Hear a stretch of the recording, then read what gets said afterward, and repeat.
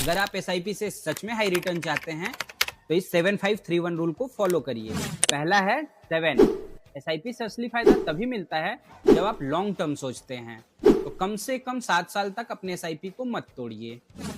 दूसरा रूल है 5। सिर्फ एक फंड में पैसा मत लगाइए, कम से कम 5 अलग अलग फंड में निवेश करिए, जैसे लार्ज कैप में, मिड कैप में, स्मॉल कैप में, हाइब्रिड फंड में या फिर फ्लेक्सी कैप में। तीसरा रूल है 3।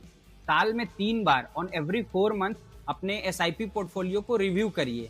देखिए कि आपका एसआईपी परफॉर्मेंस ठीक दे रहा है, या वो बढ़ रहा है, या वो ठीक से चल रहा है। अगर नहीं चल रहा है तो उसको स्विच करना है कि नहीं करना है दूसरे फंड में। ये रिव्यू करना अच्छा होता है, इससे डिसिप्लिन बनता है और आपका परफॉर्मेंस भी सुधरता है।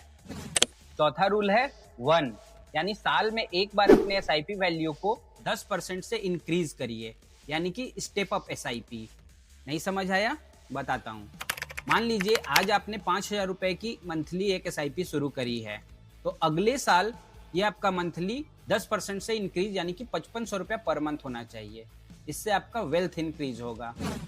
याद रखिए, 7 साल का धैर्य, 5 अलग अलग एसआईपी में डाइवर्सिफाई, साल में 3 बार रिव्यू और साल में एक बार 10% इंक्रीज। बस यही है एसआईपी से पैसा बनाने का 7531 रूल।